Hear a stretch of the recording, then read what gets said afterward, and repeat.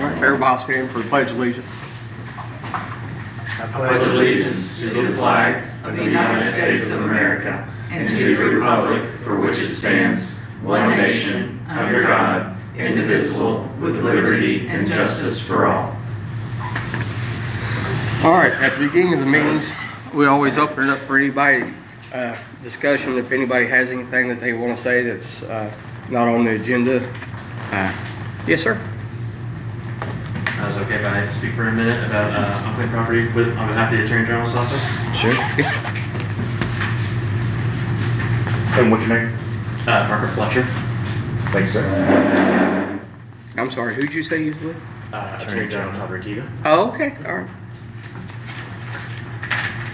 Well, hello on behalf of Attorney General Todd Rikita and the entire office. My name is Parker Fletcher, and I'm an outreach representative with the Attorney General's office. I'd like to thank Adam for allowing me to speak for a few minutes to you all today about unclaimed property. But first, let me tell you just a little bit about the office. The Attorney General's office functions as the official law firm for the state of Indiana. We work to protect Hoosiers through our Consumer Protection Division, Unclaimed Property Division, Medicaid Fraud Control Unit, and much more. With nearly 20,000 active cases at any given day, our office represents state officials and state agencies, defends the laws passed by the legislature, and challenges federal government overreach harmful to Hoosiers. We protect consumers from illicit business practices, cybersecurity threats, data privacy violations, and ID theft. We have obtained nearly $1 billion in settlements for Hoosiers, including hundreds of thousands from annoying and illegal robocallers. Our office returns over $1 million in unclaimed property to Hoosiers every week, achieving a record of more than $81 million returned in 2023 alone. Since taking office, we have also recovered more than $85 million from entities allegedly engaged in Medicaid fraud.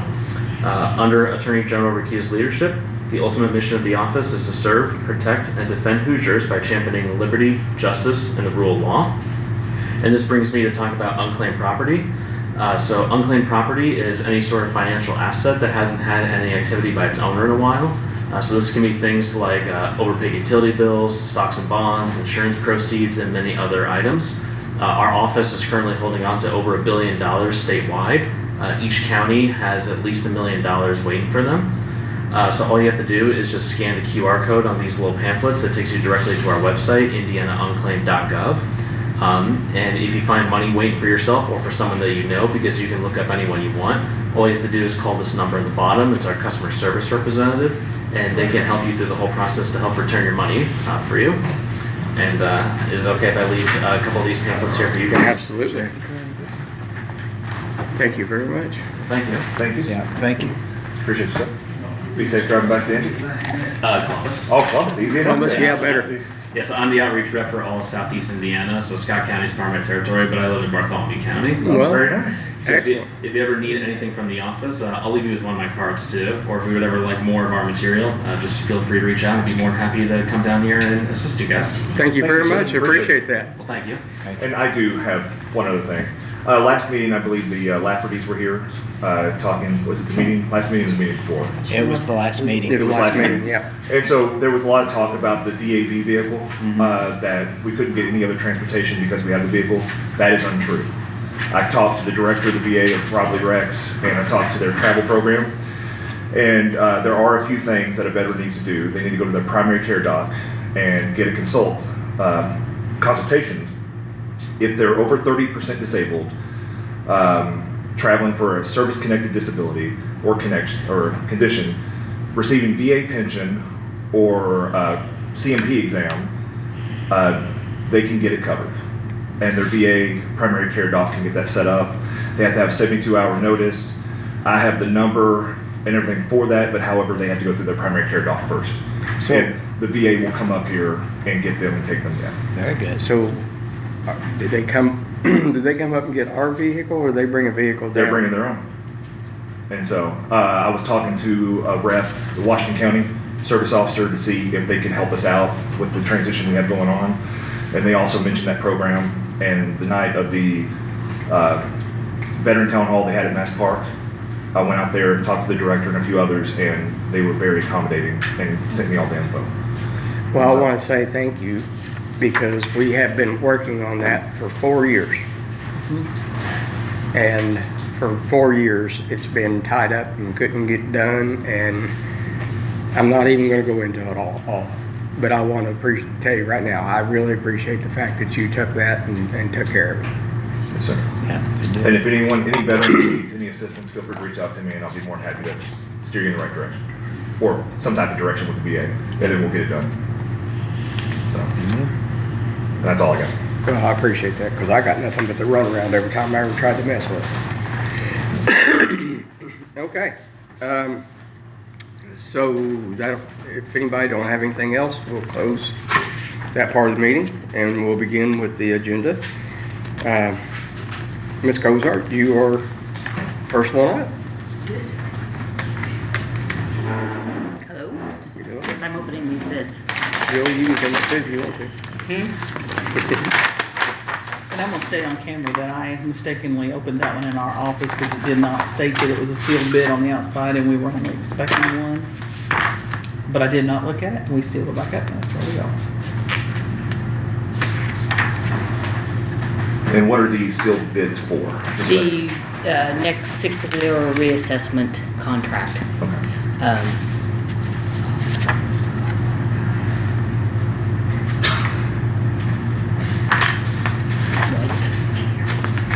I don't even know where to look for this stuff.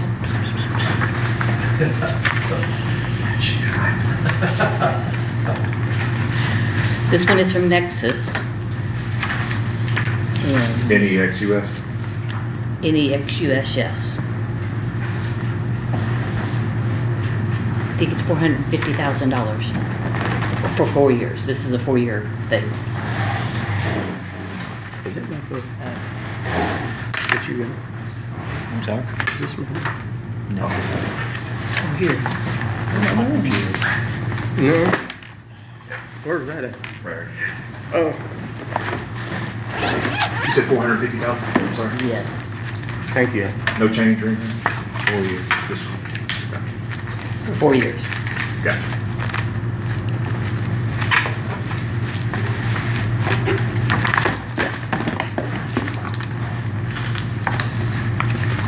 Next. Yes, yes. NEXUS. Did you guys get one of these? There's 3 Okay. copies. Did I get these? I would pull those and you review them and then Okay.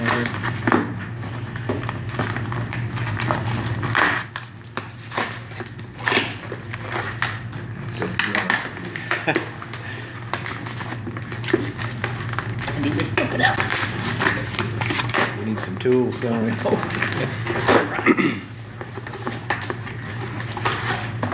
This is from Tyler Technologies.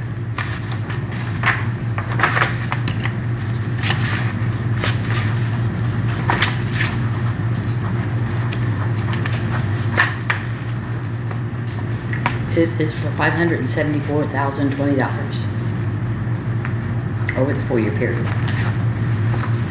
574. 574,20. Okay. Yes.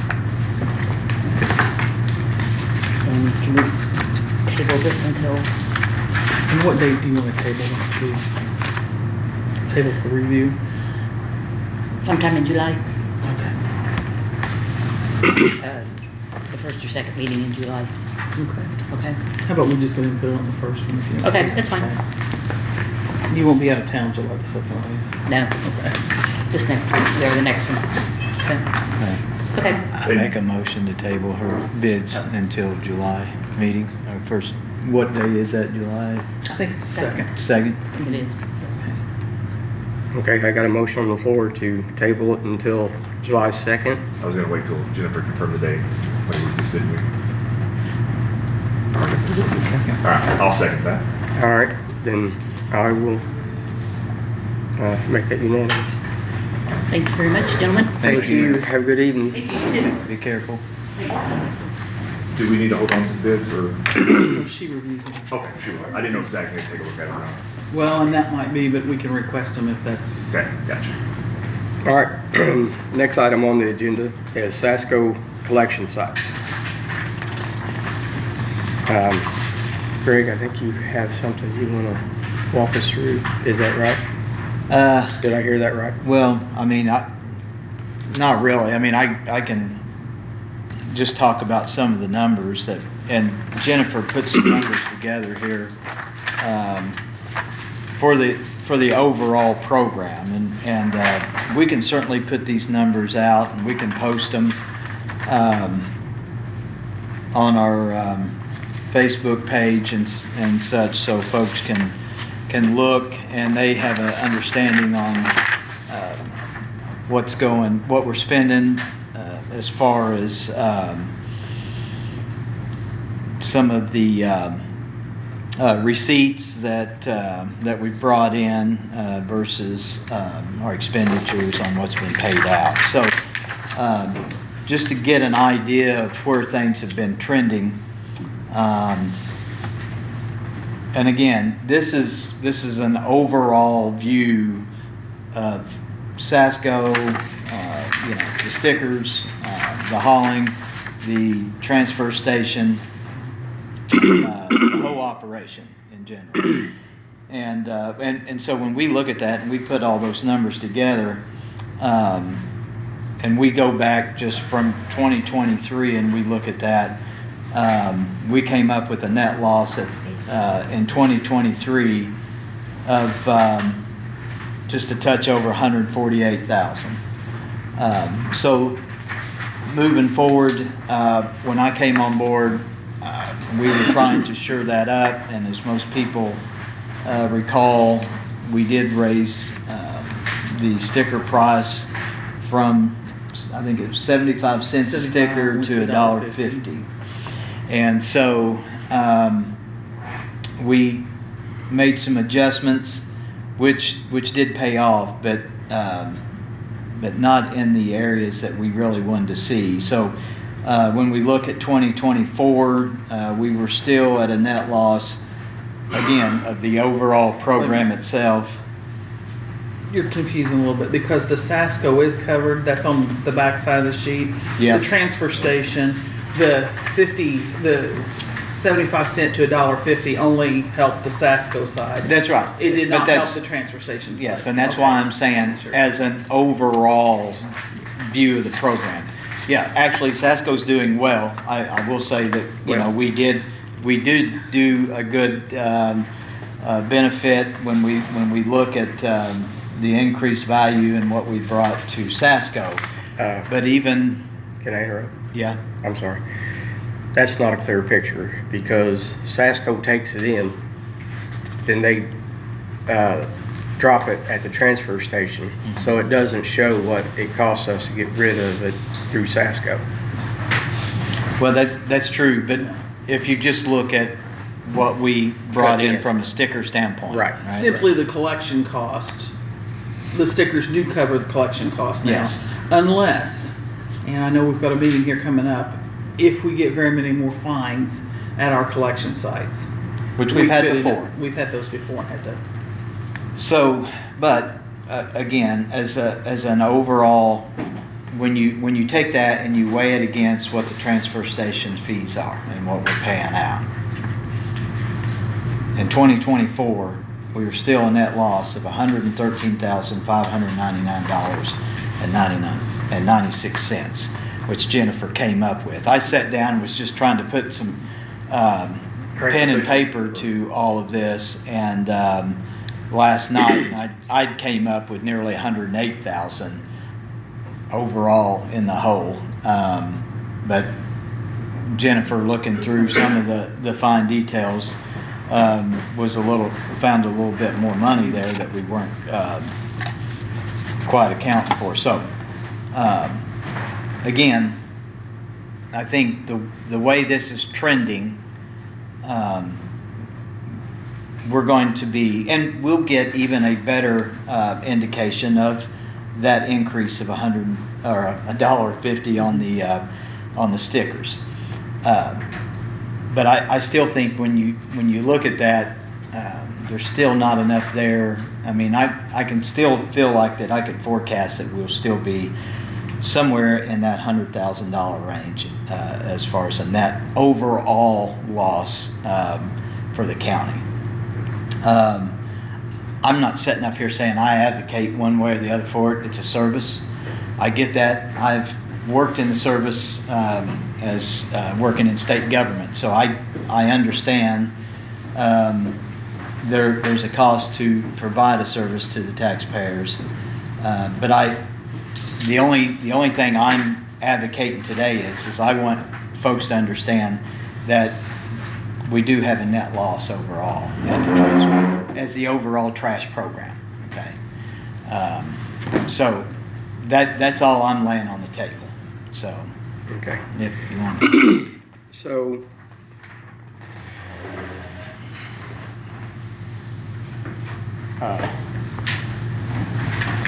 Andrew, I might need your help. Especially since it just went off. I was watching that countdown.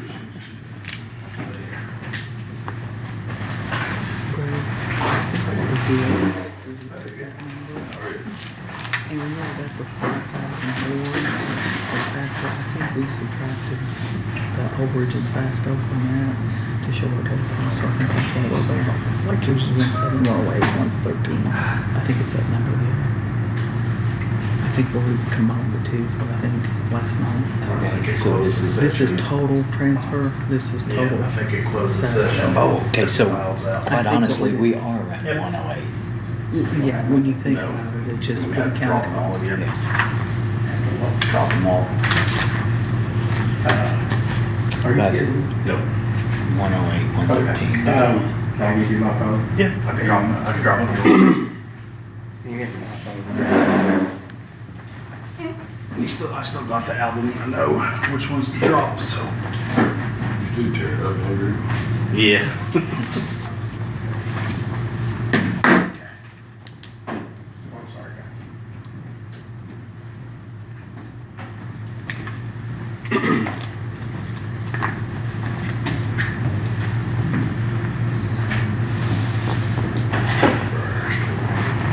It might take a minute or two, so you might want to move on to something else. All right.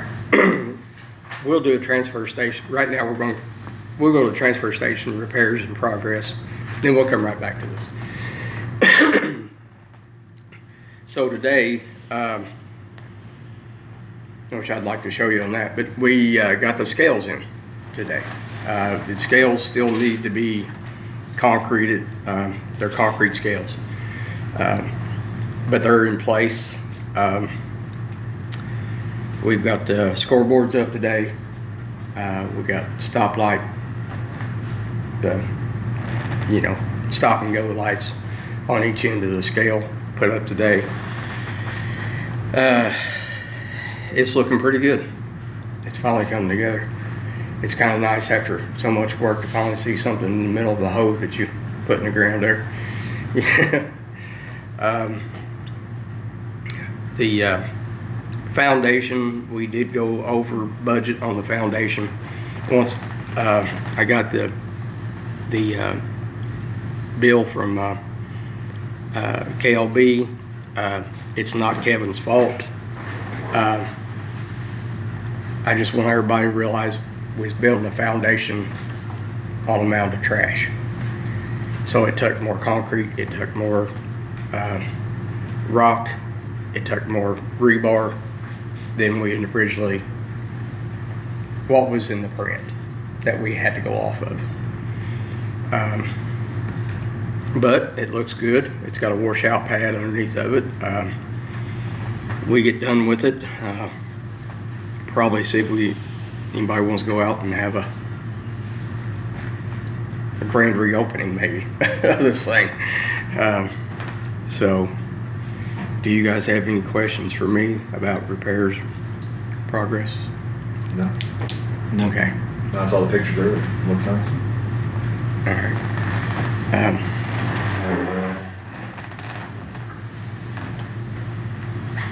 You guys? Looks like you got us.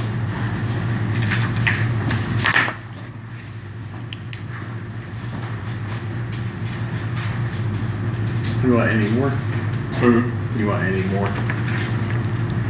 I'll go with what you got. Gotcha. Since Tap on the black area on the screen. Tap the picture. There you go. So, Greg mentioned the $100,000 that the county is losing on this program. Here is the new, after this is the budget, basically next year.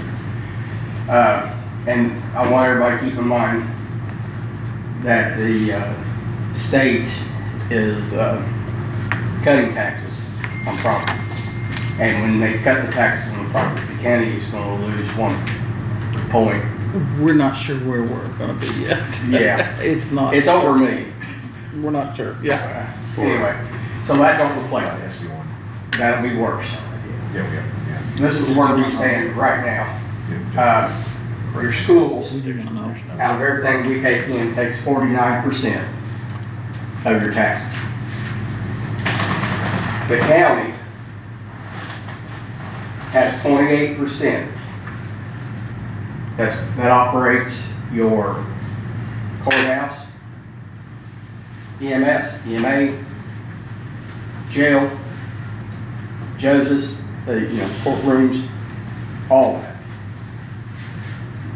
Out of that, your orange, we just had a new settlement with the sheriff.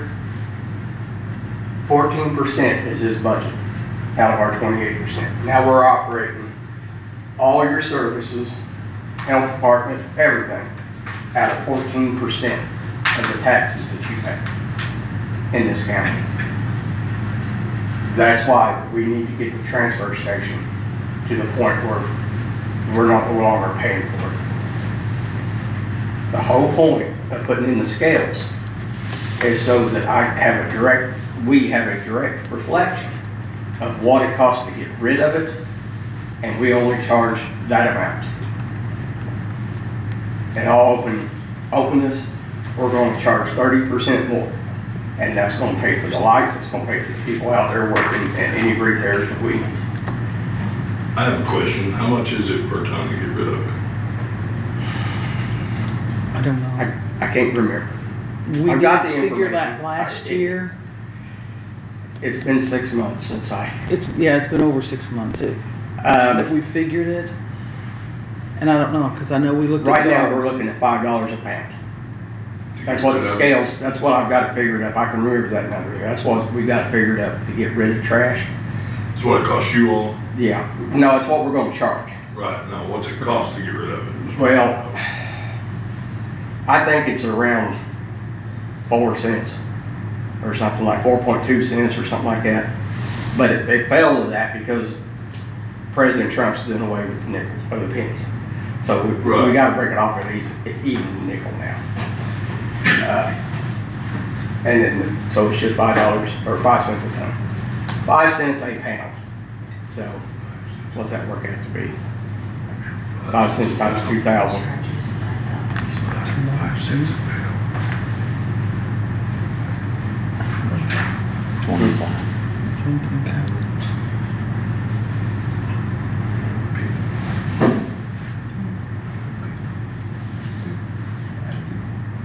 Be $100 if it's a nickel a pound. Yeah, So $100 a ton. $800.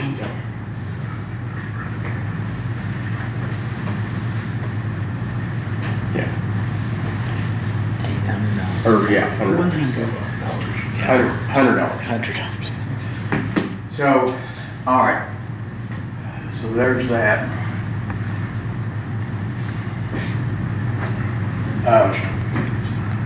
Now the next thing we're going to bring up is we're going to get into the satellites. So here's some of the issues we're having with the satellites.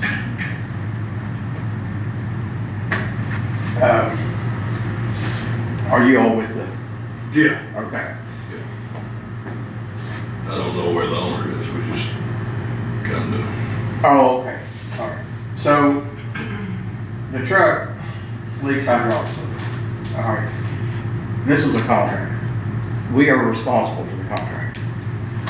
Any kind of violation, the buck stops with us. Okay. So this is it sitting there with hydraulic fluid. Well, there's gonna be liquid coming out of it no matter what you do. There is. There's gonna be trash liquid. Put some stuff in there. But and here's the thing though, even your trash liquid, they call that leach, and that itself is a $10,000 fine. Right, I agree there should be something to catch it. Yeah. You know, do something. But now this is all for catching hydraulic fluid that the truck. Well, it's for catching trash with all the alcohol inside of it. That's why that's there. Oh, okay. Well, then. That's hydraulic fluid.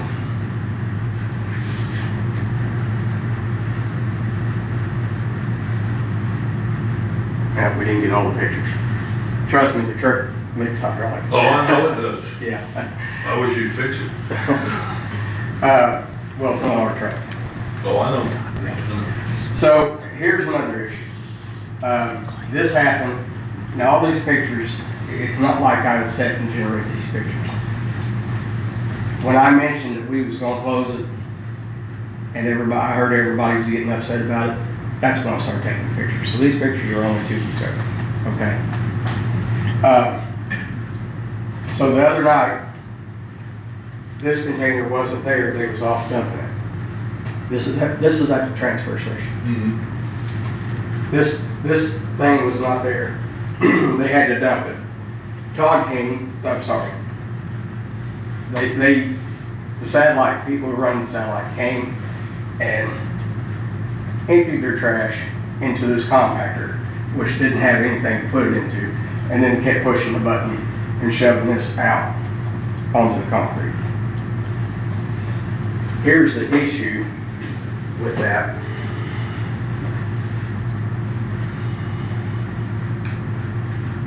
Is that all I'll do, Andrew?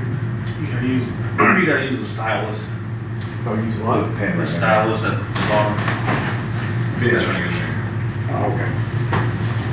Yeah. Select? Yep. Okay. Okay. So here's the issue. There's nobody watching what they're taking. Because that right here is a $10,000 violation. Here's another 10,000. We watch what we put in there, that, you know, we don't put stuff like that in there. It had been somebody, like the owner himself. The owner of the truck? Himself, yeah. Okay. Either way, the county, you've seen our graph, the county can absorb these costs. And right now, we're dealing with IBM pretty heavy. So is it a fine if it was in the container? It's a fine because it got done. Well, I know it's on the ground. I'm Yeah. asking if it was in the thing, if it was on there, would it have been a fine? It's a fine, because that cannot be taken to the landfill. Right. They take it to Salem, right? No, they take it to Jefferson. Okay. Well, I see a Scottsburg truck go to Salem every morning. It's Yeah, Scottsburg City. Ecotech is who we use. Right. So, that's an issue. I'm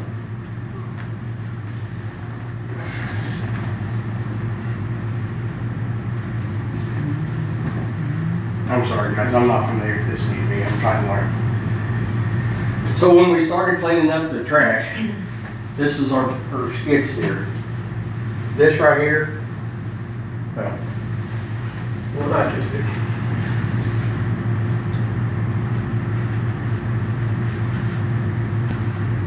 This is wet paint. Wet paint's another violation. That happens sometimes. People put those in the bag and you can't see what's in every one. And I get that. I get that.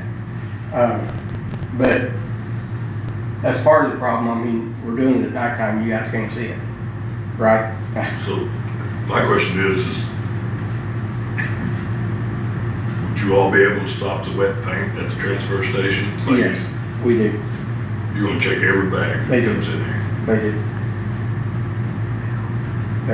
We got signs up, notifying everybody. I know you're gonna have signs. And then whenever we pick up the bags, if we feel like it's a bucket or something, and the bag gets opened up and make sure that either, it's not wet paint or it's got sand in it, it's dried out. And I get it.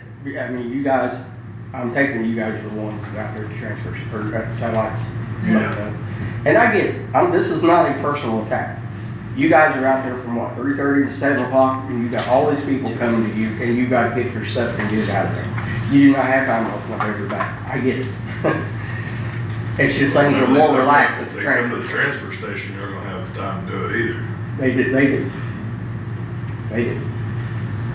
Because they know that this is, I mean, items are always going out there spot checking out there.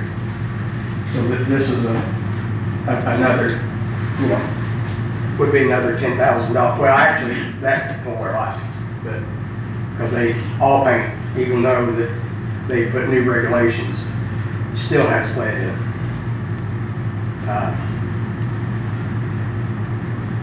Well, another issue that I don't have a picture of is the fact that people are dropping trash outside at times when they're not here to pick it up. And I agree. They're just going out there, they're throwing it on the ground, and like I There's just, signs, people don't care. no, Y'all put up cameras, but did nothing about people dumping early. yeah. Yeah. And That's not on us, that's on no, you all. that's not on you. It's just that it's another ding in the system, you know. And like I was telling him earlier, and guys, I don't make these rules, we just survive by them. And I'm gonna make a statement, I probably shouldn't, but it's a fine for them bags of trash to sit on the ground. They call it leach, going out into the ground. Out at, was it last year or year before last, we had to dig up the rock I think it's at last year. Stacy's, and we had to replace all the rock out there. That's why some of the costs are different That's because the of. new rock right there, you see. Yeah. And we had to do it because of bags of trash. Now, here's the aggravating part. Until here recently, here in Scottsburg, people could take their trash and they could put it in their driveway and nobody said a word. Now they got receptacles and they're using receptacles. I don't know if that was over IDM or why, but the county is seeing for it harder than the city. I think it's don't more know of if an it's because we have efficiency a thing with the license. city. I don't understand it, but you're a lawyer, maybe you can explain it, I don't know. But anyway, Well, there's gotta be a solution to the dumping early, you know? well, it's been going on for years, we tried, I don't know, you know, So why was nobody giving any fines? for dumping early. Yeah, that's We what are- it said, your sign says that. The county is currently being, you're saying, why would the county not enforce a fine Yes. against people? I think proof of who it is, you know, But the camera's not working.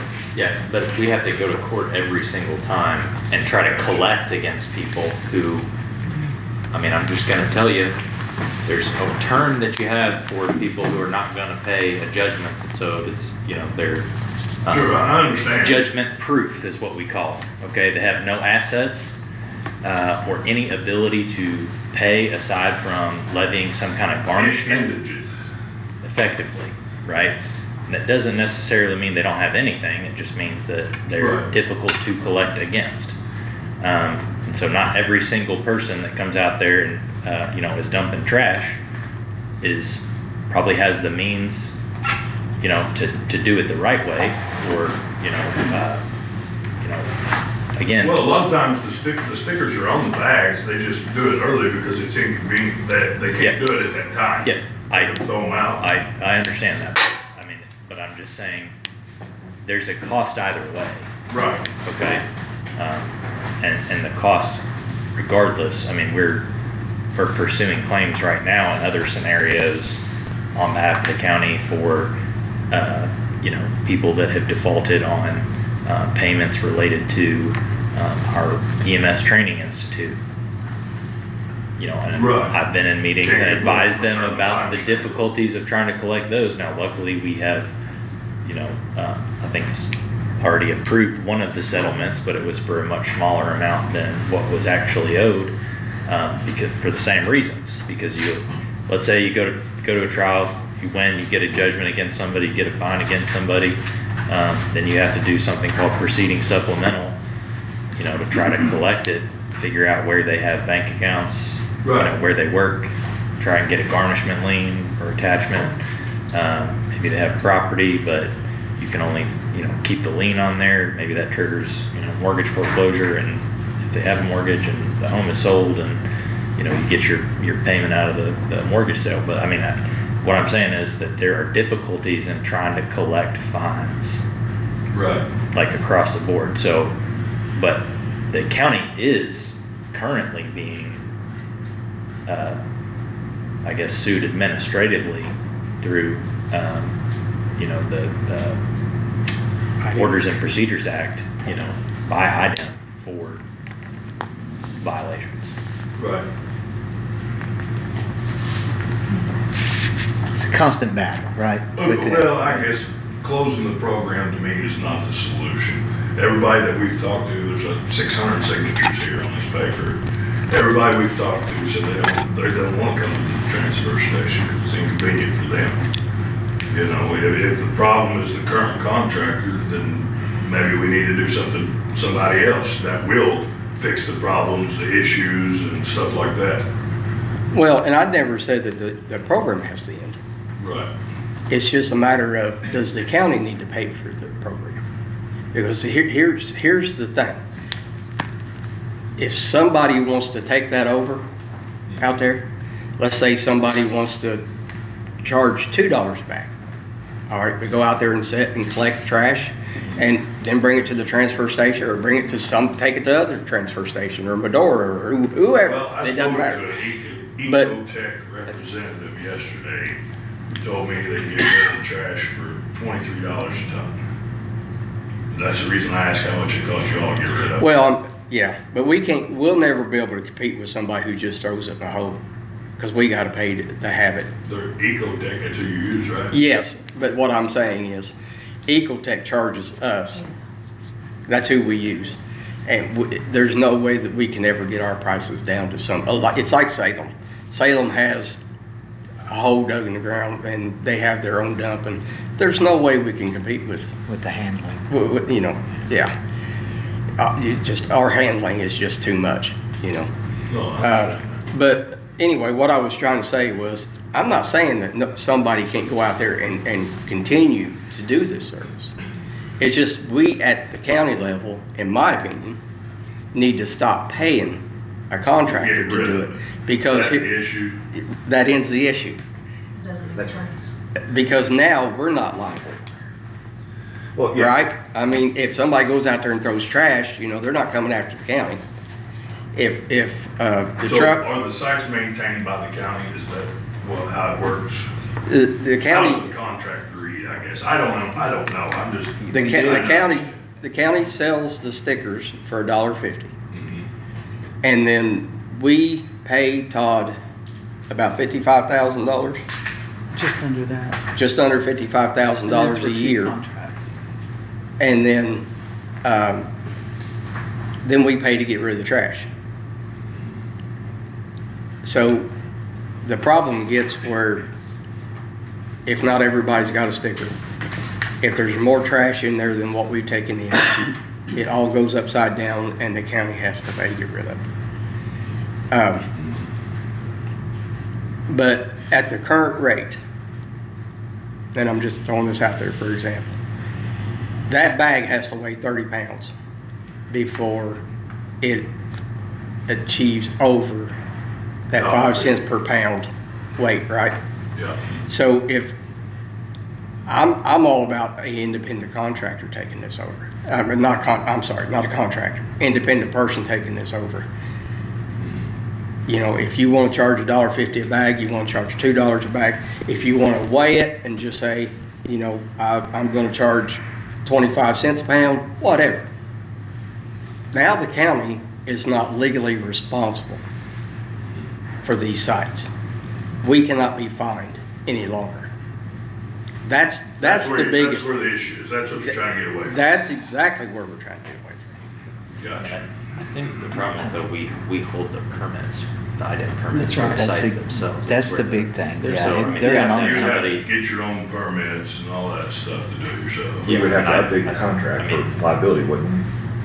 Well, Could we put that's if, liability on some? well, wait a minute, that's if That's they, the third-party contract. Yeah. What he's, that's if they I'm use sorry. them sites, right? no, If they I, park at Pioneer Village, okay, so you're Well- saying if somebody wants to start up their own trash collection business? Yes. I think that they would probably have to go through some kind of They would still have to have the permission. separate just like you all have. You'd certification have to for pull a your different own. site location. okay, but that's not us. That's Yeah. not the county.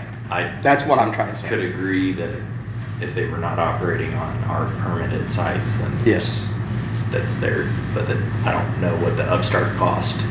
And that's the other issue, is these sites that we're on are state sites, or they're county sites. They're government sites. The one at Stacy's actually looks like it's on state property. Mhm. The other one is on Finley Firehouse property. And then I believe the one, the park in Lexington is owned by Lexington Township. Yeah. So that's So- the way I understand. But I'm gonna say this, I mean, you know, Todd has always been very easy to work with and very flexible. Sure. I mean, and I mean, he's a friend of mine. I mean, known him, you know, my whole life. So I mean, he's always very accommodating. Look, I mean, if we can figure out a way, There's gotta be a solution to the right? problem If we somewhere. can figure out a way to make it work, I'm all for it. Right. I mean, but if we can't, then the only alternative we have is to run everything back out to the transfer station. Again, you know, we have to try to figure out how we overcome the overall costs. Right, so what did the stickers bring in last year? Let's see. Did it cover the 55,000 you paid out? Yes. Actually, at the Saskco. beginning of 2025, we had $5,000 brought in that was extra from last year. And we didn't change the price until I'm thinking mid-year. Yeah, If about I'm- mid-year. I think it was about mid-year. Yeah.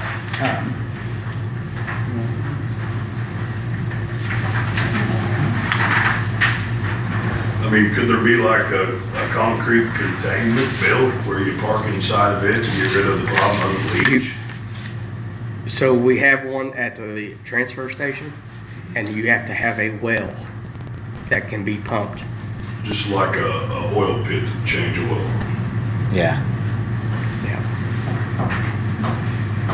Because it'd have to catch the rainwater and You catch it all all, that stuff. and then every 6 months or whatever, you know, you've got to measure it out, but Yeah.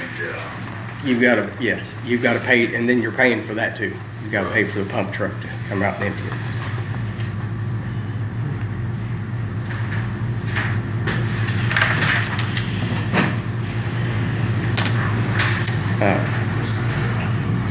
I mean, my thoughts on all this is that we continue to table it with short time, and give us more opportunity for, you know, these Do some solutions. that we take. research. Yeah, I mean, you know, I know there's a lot of people, right? I mean, that count on these sites. Absolutely. So, And that was our issue with the whole thing. Everybody we talked to, they're like, you know, we're open when the transfer station's closed. 3:30 to 7 or whatever, that's when the transfer station's closed and people can't get, you know, they don't want to drive from the west side of the county all the way. I mean, the transfer station's a double nothing place, right? Yeah. On double or nothing, yeah. Well, Is that what they you don't said? want to drive all the way over there, and they're going to start burning it. It's going to end up in the ditches, and in Thomastown bottoms is where it's going to end up because it's happened before. You know. You're right, it will. I mean, we already I have grew up here a my trash whole problem. life, you Right. know, and it'll end up all over the countryside, and then you'll all be cleaning it up, spending more money. You know, so there's got to be a solution to the problem. Well, I mean, hopefully the people that, if they dump, they get caught and get fined by the police. I mean, It's hard to keep, Cameras work. it's hard to keep On. spending money because you're worried about There's a people. pile in front of that truck every day when we get there, every day. She See. comes and she'll come in the middle of the day and clear it. And then, you know, there'll be a pile there again.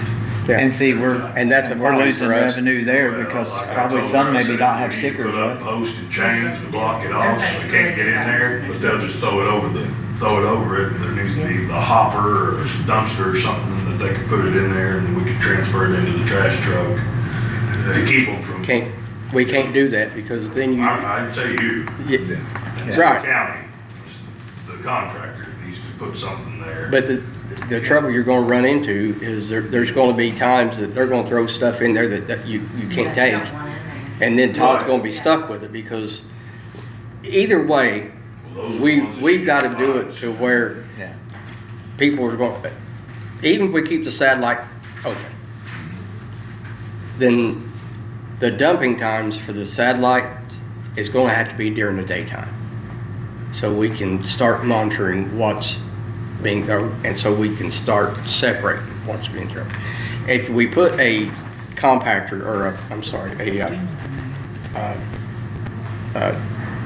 dumpster on the sites, people's gonna throw away batteries, they're gonna throw away tires, they're gonna throw away all kinds of stuff, and then they're gonna be gone. That's what you use your cameras for. But the problem you have with that is, let's say I pull up in the middle of the night and I throw something in the trash. All right. I know the camera's there, so I'm gonna keep my face turned away from that camera. How are you gonna sue me? Because you don't know, here's the thing. Somebody's going to prove that I was even in my truck and I didn't let somebody else borrow my truck. It's the burden of proof, right? There's all kinds of scenarios. I mean, Right. I'm just trying to, Billy, Randy, man, I was in on starting this mess, so I guess I ought to say something. We realized back, I don't know, Jennifer, you could probably tell us how many years ago this started. We realized that it would be subsidized by the county. We had no idea that it would take this many years. I didn't figure I'd ever be around when you got to this situation. But I understand where you're coming from, and I've dealt with IDEM, and they come down pretty hard. They're not nice. They ripped me and put me in my place pretty quick when I told them that they weren't running our landfill, and they told me they were, and I understood. But I think it's got a convenience, and I'll give you an example. I was baling hay right next to the site out in Finley Township, and I was pulling out of the field, and I stopped. There was a gentleman, elderly gentleman, setting out 4 or 5 bags, and she wasn't there. And I said, "Did you read the sign? You're not allowed to do that." He said, "Oh, hell, I can do it if I want to." So what are you going to do to me? He drove off. I don't fuss with him, but he just set them out on the ground. I really sympathize with you. It's a convenient thing for us. We It is. utilize it. We're there every. We have a Oh, lot it of is. elderly I mean, people that and I come did- there just for us to get the trash out of the car for them, because they can't. I ran the mileage. I mean, it's 8 miles, Yeah. one trip's 11 miles, the other 2 are 8 miles apiece, you know, all the way to the dump. And I get it. I mean, that's 16 miles, that's 22 miles. I understand that. That's a big bucks that you guys are talking about. You're having to subsidize all that. But We also have been entirely changing pretty dramatically the taxation, like local taxation will change in 2026 and 2027. We tried to justify That's it even back. less revenue brought in.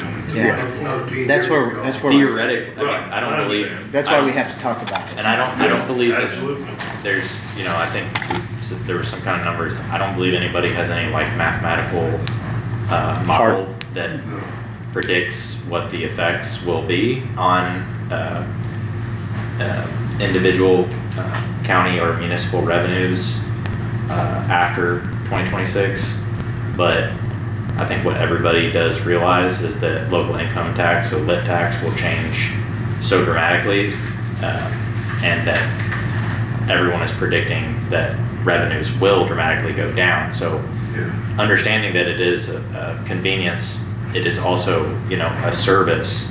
And I think that I just want everybody to understand, I don't have a vote here, but I want everybody to understand that my job is to try to advise them on, you know, what the legal implications of certain decisions are, to guide them the best way I know how. I think that this is just one of the conversations that the county is going to be having over the next, you know, 18 months. And you can't see taxes go down and services stay the same. Okay, so there are conveniences elsewhere, right, that, and council just walked in, you know, they're going to be having to address pretty difficult questions about what services can we sustain and stay financially viable, especially when, you know, we just were sued by the sheriff and mandated essentially to pay, you know, a large portion of $4.4 what million budget is there, you know, and not that the county was not already expecting to pay $4.09 million for the sheriff's budget to start out with, but the difference, that $300,000, means a lot for those particular funds where, you know, so it's like the lit public safety and lit special purpose. You know, that's a lot of money for those funds, plus, you know, I think it's actually taking a burden on the general fund as well. So I'm just saying that these conversations about like what is even financially or fiscally possible, I think are going to have to start happening. We're going to have to get maybe creative about what the solutions are. You know, to Randy's point. You know what, Greg, Randy, and Adam have to mess with IDEM. These guys don't deserve that. And IDEM is pretty powerful, guys. I'm going to tell you that. I listened to what you said. I've been there, buddy. Oh, I know. Yeah. I mean, you know, and again, part of the issue, because I think we've all agreed and can, you know, understand that people dump outside of the times. Yeah. All right, and then you guys pull up, and you know you're doing the right thing, or the best thing you can do, which is you've got to get rid of the trash, right? But the thing is, people are throwing away things that you have no idea what they're in there, and then it goes into the landfill, and then and you know, all somebody has to do is just stand out there at Ecotech at the dump and see something like that roll out the back, and you have EPA on you, IDM on you. And, Well, I've been to the transfer station. I throw stuff away. They don't check every bag like you say. well, they're supposed to. They're supposed to. Yeah. She hands every bag into that back of that truck. So, you know, if they, you know, we check the stickers and make sure that it's done properly. You know, whether the owner does what he's supposed to or not is another thing. You know, There's got to be a solution. I've been out there working quite a bit, and I know Dwayne and James.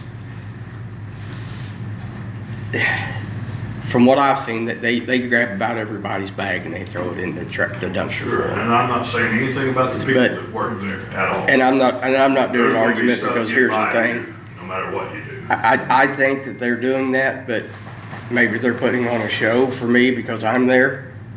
You know, that's a possibility. I don't know. I can't argue the point with you. But I do know that the likelihood of somebody throwing away something that you guys have to deal with, regardless what's in the bag, once they've dropped it off, what do you do with it? You've got to get rid of it, right? That's the point. You know. You know, Billy, when I came on, you know, I was tasked with IDEM to revise the whole operating report and procedures and submit that back to IDEM for approval. That was just coming on board. So I was taking what we had and then revising it with some of the new procedures over the years because it was an outdated operating manual, if you will. They've always been a part of this ever since I've come on board. And so what Randy's saying about IDEM is absolutely correct. But I also want to say this. Trash, what we do in Scott County overall, Austin, Scottsburg, Scott County overall is unique, right? I agree. I mean, you know, if you move down the city of New Albany, they're going to give you a list of your utility folks, and they're going to, you know, here's Rumpke's number, and you'll have a Rumpke can out there to come pick your trash up. So, you know, the service that we offer and have offered for all these years is a very unique service anymore. I appreciate everything you guys do. I know some of those sites. I think some of the sites are a little different, or maybe unique in their own ways. I think some sites are a little better than others. So, I mean, and I know, There's a like lot Billy of things said, that can be different. yeah, when, you know, you guys pull up, you already got a mess some days that are waiting There's on you. 40 bags there sometimes. Yeah. Yeah. It looks better And- than and when I I'm- started though, a long time ago. Yeah. When I first started, it was mountain. Here's another issue that we haven't talked about yet. You know, when all this stuff that is thrown in that we're not supposed to be taking into the transfer station, they can pull our permit. If they pull our permit, now we don't have a satellite program or a transfer station. It's all gone. Yeah. Right. And that's a good point. And then, I mean, the whole reason for me putting the scales in is try to save this transfer station. I have spent endless hours out there, have I not, trying to do this work and get all this done, you know, and it's come out, I didn't get paid for it. It's free. I mean, I'm just doing it because I realize that the people in Scott County needs that transfer station. Well, trash is, the problem with having trash to get rid of is not going away ever. No. It'll always be there. Right. It'll always be the problem that we have to deal with. That's true. But I'm trying to save the transfer station and the satellites, and this is my opinion, not these guys, I'm not talking for them. But if we keep these satellites open and people keep dumping stuff in there that doesn't belong, which they do, you know, and again, you can't police it. You've got 2.5 hours to load your truck and everybody's coming right in. I get it. Well, now we do. You're being we put don't in put a no lose-lose jugs situation. in there, we don't put no TVs in there, you know, if they bring that stuff, we send it back on them. Yeah. So we do police it while we're there, you know. And- But I mean, here's another scenario, and it maybe not your fault. It's just you leave your truck on the satellites spots, right? You don't know what people's throwing in there when you guys ain't around. Well, yeah, we do because they keep it shut. You can't just throw it in there. Well, I mean, the TV got in there somehow. I'm not- Somebody's had to throw it in there. Maybe it was in a bag at the time that they threw it in. I can't answer that. I just know it wasn't there, and now it's there as after the dump. Okay, but anyway, the point I'm trying to make is,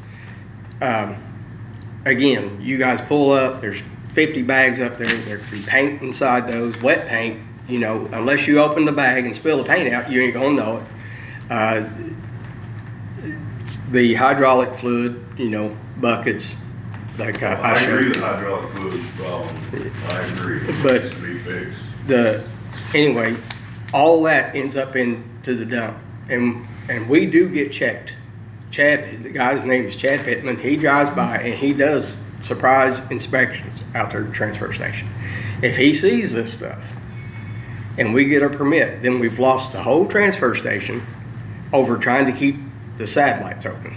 Now everybody's going to have to buy Rumpke, and that to me is a problem. And the reason that's my problem is because we've got older people in this community. Some people live by themselves. Some people just a man and a wife. They don't go through enough trash to necessitate having Rumpke pick their trash up at the end of the road. Because they might only go through maybe $2 or $3 worth of trash a week. I know, that's why we want to keep those. So open, that's why because a lot of them come out there. Well, and that's why I'm fighting so hard to keep the transfer station open, because again, if the transfer station goes and we get our permit pulled, there's no question about where the satellite place is going. It's gone. Because we can't afford to pay another place to take their trash. We have to save that transfer station more than anything. Okay. Well, just like I got a question. You guys, you showed a picture there of that truck leaking hydraulic fluid.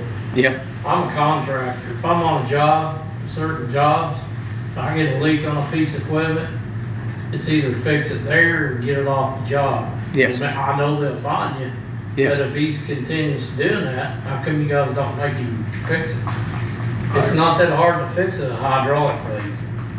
I would think it would be cheaper to fix the leaks than it would be pay the hydraulic fluid. You guys are allowing him to keep on coming back and he's dripping hydraulic fluid and you're getting fined for it. I'd be finding another solution about that. When I talked to him on the phone yesterday, I asked him if he was ever made aware, or if anyone from the county had ever pointed that out to him that he needed to get it fixed. And he stated to me that no conversation has happened. And so is that truthful? Well, there's buckets under the truck. Well, I know that. I know that. It seems pretty. well, those buckets. Well, I mean- are poorly. And so Let's just, He should have fixed that. I'm gonna play devil's advocate for a 100%, minute. yeah. And so Look, even at the lowest level. how do Yeah. you pass a DOT inspection like that? I have no idea. It's not my truck, I'd have had it fixed. You have your vehicle inspected. That's right. And if So you can't do that's that, another issue.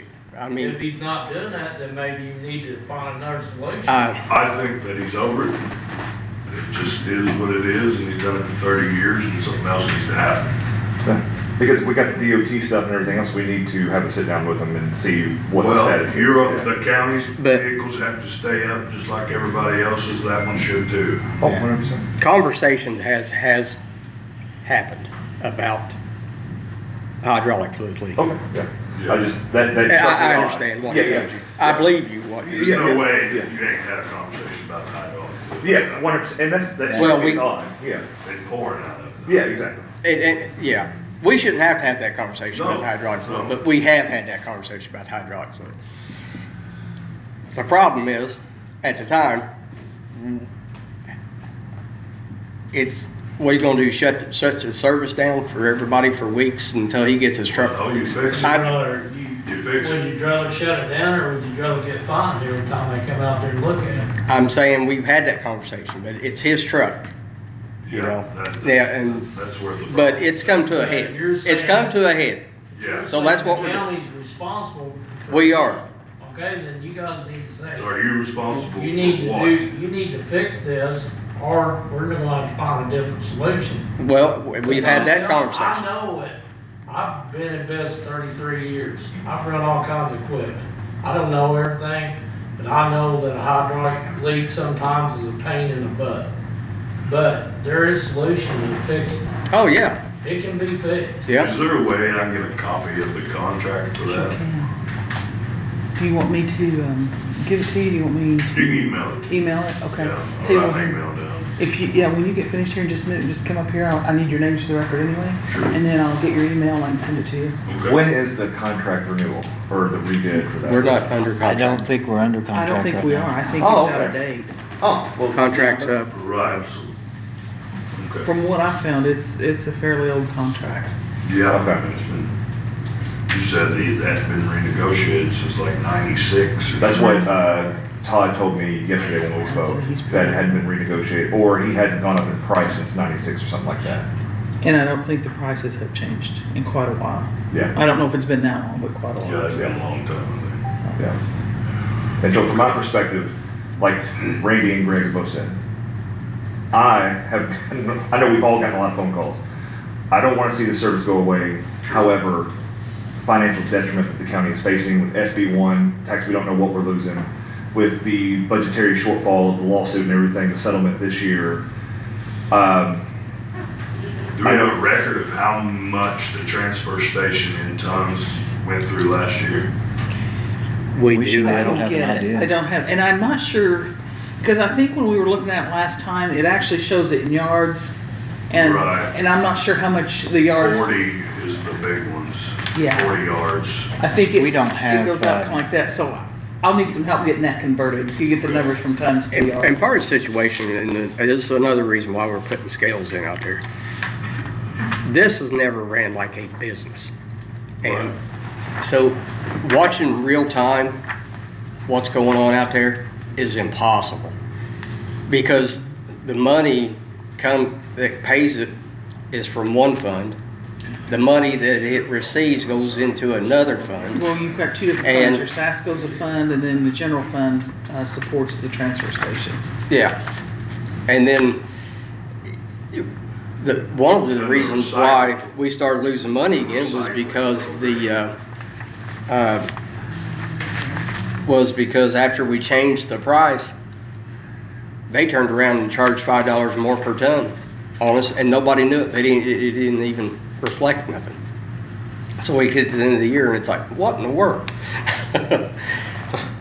So if they were to shut down the satellite program, what's gonna happen with the recycling program? the recycling program's gonna stay the same out there at the transfer station. Okay, well, we accept recycling at all the satellite program, the satellite ones. It will be, I mean, somebody would They just just have have to bring it out there. to, out the transfer station. Okay. And if we do close the satellites, I would expect that we're going to, I haven't got to talk to these guys, so I don't know, but I would expect we'll probably change our times out there at the transfer station to be open until 7 o'clock at night, Okay. just to give people time to get out there for those who work. Hopefully, I'll be honest with you, I'm hoping somebody just takes it over as a personal job, you know, service to provide for people. That's what I'm hoping. Okay. That way the county's not responsible for any kind of IDM problems. I got a good It's- friend that works for Ecotech, and I talked with him some yesterday about prices of how much it costs to get rid of it and stuff like that. What it would cost me as a personal person to take that trash and get rid of it, you know? So, like I said, I have to do some more research about it. So if we could keep it the way it is now, I'll do a little research and see if I can. Well, we're not ready to close it right now anyways, because the scales are not up and running, Right, right. so.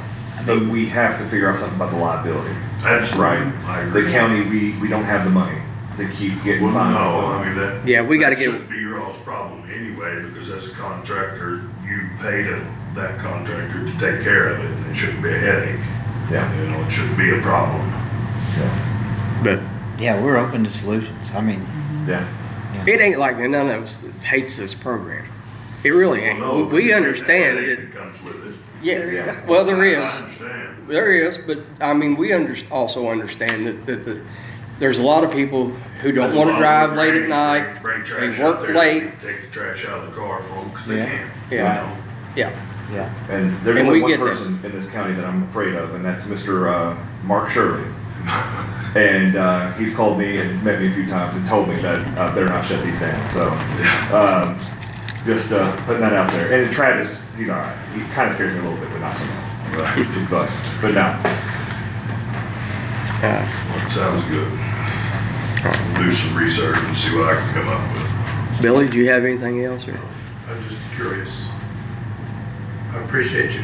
Well, very much put that there. I mean, I really do. I really hope somebody comes by and says, "Hey, look, I'd like to run this as a business." And I realize how much effort and time you researched this, and we went through the same thing 40 years ago, or how many years ago it was when we started this thing. It was really a painstaking, painful process. Well, everything has a season. Yeah. all right. Table it. I'll make a motion to table it for now. Yeah, But we're not going to vote on it. we're not gonna. We wasn't gonna vote on that. We just wanted to open it up for discussion Oh, yeah, for sure. And that's- 100%. and give facts and so on and so forth. Thanks, sir. Thank you. What's your name? Billy. Billy? Yeah. What's your last name? Got UNTR. Okay, in your case, C. Is that with a C or a K? Okay, sorry.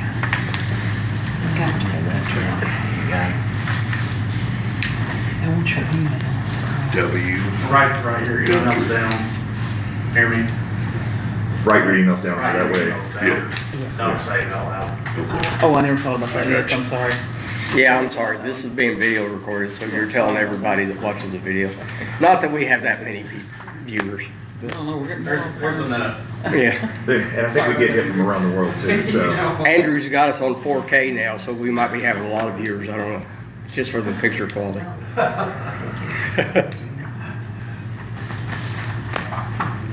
I'm gonna hang around just to aggravate Jennifer, but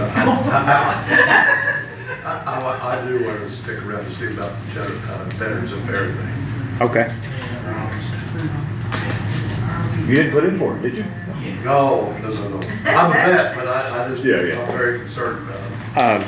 I'm gonna go ahead and move on with the agenda. Andrew, Campbell, Vector CO2 sensor monitoring contract. Thanks, Phyllis. Thank you. Thank you, Casey. I got a few things for you guys. Let's see here.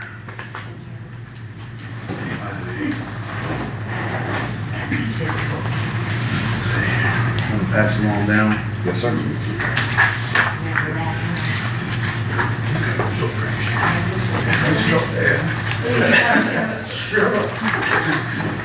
You'll take Pass care. those all down too.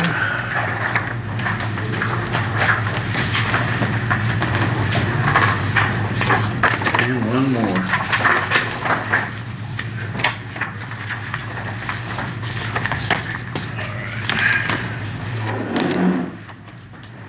All right, let's start with the vector stuff. The vector is installation and monitoring of the new CO2 sensor for the courthouse. It is a 3-year contract. The CO2 sensor is, let me pull up the specs here real quick. And this is in regards to the leak we had to evacuate a few weeks ago, right? Yes. Yeah. This adds it to the system and monitoring instead of it being standalone in the boiler room. So this we will be monitored, dispatch will be monitored, and also 24/7 monitoring. So Before you get too deep into this, let's get, maybe we should give a brief description for people who's watching. Oh, that's what I was trying to do, right? Yeah. So, how far was that long ago? Was that 2 weeks? 3 No, weeks? that would have been May 13th. Okay, on May 13th, we had a gas leak here at the courthouse. The only monitoring system we have is a CO2 sensor that's down there in the, correct me if anything I say wrong. it was a standalone sensor in the boiler room. And had the employee, one of our employees not walked in at the time, we don't know what level it would have gotten to, right? Correct. And gas rises, so now we're looking at a system to protect everybody here in the courthouse, because that could have been a dangerous situation, and we did have to evacuate. Thank you. Correct. Yeah, so this sensor is monitored 24/7. The sensor does detect natural gas and propane and of course CO2. So installation is $1,260. Monthly monitoring charges is $13. The contract is for 3 years and it is budgeted. Okay. It's already budgeted? Yes. Do we have another contract with Vector? We already got stuff with Vector Yeah. already, so this is just being thrown on top. Yeah. There's no reason to have 3 bids for that, since it's under the amount. No, it's well under, it's well under, it's a Yeah. service one and it's well under the statutory I threshold. make a motion to approve it. I second that. All right, we got a motion to approve by Greg, we got a second by Adam, and I will make that unanimous. And the signed page is the very back page. I just need customer's signature, dated, printed, and your title.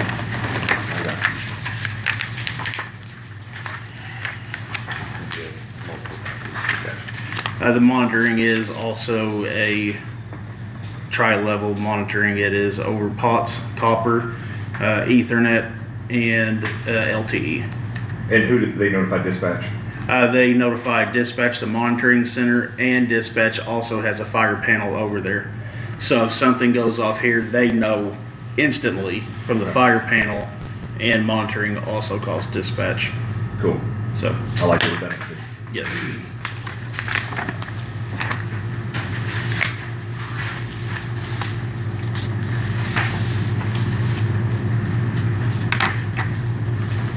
Thanks for your assistance on the TV screen there. No problem. Sorry that it timed out. I didn't know. I guess when it closes the session, it wipes out the files as temporary, so I know that next time. When that starts counting down, I'll holler at you and be like, hey. Hey, you gotta touch that thing. Yeah.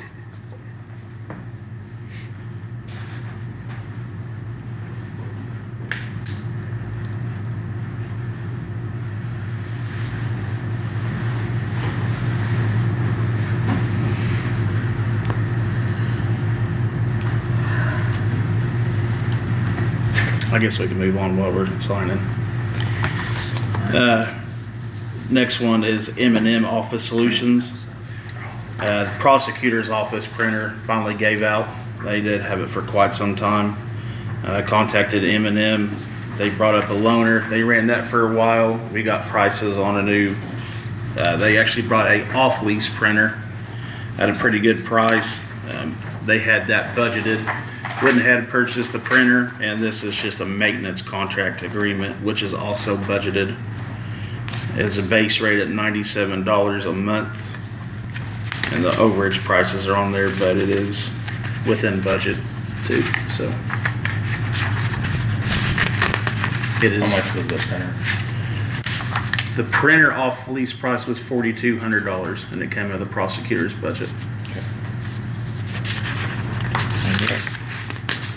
Make a motion to approve. And that I'll one second. just needs customer signature on the first page. Okay, so Greg's made a motion, Adam seconds it, and I'll make that unanimous.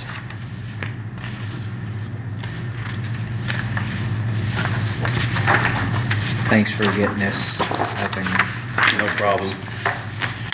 No problem at all.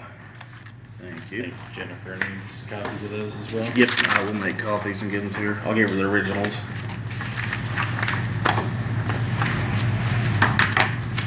Then the last one is Civic Plus. So Civic Plus hosts our county website. Once we got the website running, was it last year? Yeah. Early last year? Or no, I think it was in late 20, was it late 23? I don't know, I thought it was early 24. Early 24. It hadn't been that recent, yeah. Yep, so we did pay for the website with unrestricted opioid funds. We did talk about having the first 3 years of maintenance paid out of that also. We didn't, that's when Deandra was here, we kind of tossed it around. That was right in the transition, I think. And Yeah. I think it got lost in the transition between. It got lost, and of course, I forgot about it too. It's my part also. I was coming back to see if that was still a possibility. So How it much is. left in the fund currently? I'll have to go look because I think we're very tight on that. Gotcha. one. And that's why I was saying And it I might be, was. but I'm thinking we will be getting some at the end of the year. So if it, if we can cover 1 year, like now, and then we might know. Yeah, we should, well, but it's unrestricted. Unrestricted. So I think that whatever we get in unrestricted this year, from my recollection, is like extremely small. I went ahead and paid this year's invoice out of my budget, which, of course, where I forgot all about this, I didn't budget for it, but I'm staying very tight with my budget this year for other reasons too, so I went ahead and paid for this, but if we can do the 3 years, reimburse that $5,400 that I paid for, that would be very nice, and the next 2 would be very nice, but I'm just asking, and if it doesn't work out, it doesn't work out, so. Let me go check real quick. I believe we can cover that, but it's not going to leave anything because that was one of the things we had talked about, taking the driver for the DAV vehicle out of that. That will not leave anything there because we've still got transfer station money that's coming out of that. Transfer money coming out. Oh, The transfer Yes, station, yes. 40,000 out of that. There is funds left over. I'll go see the total amount. Like I said, if we do that, I don't think that we'll have enough to add anything for a driver. For that DAV vehicle that we talked about. So, we will let me- make it, we will, I mean, I think the we will likely only get a disbursement of $11,257.13 in unrestricted share for 2025. Okay. So I have a question. So this would be half of what? Yeah, that'll be pushing it tight, so. Cause what is it? We was approached 54 About about some this. change, so. CAV vehicle, and it was a grant. Yeah. We paid half, the government paid half, okay? Let me go. See what's left in there. Okay. For the van.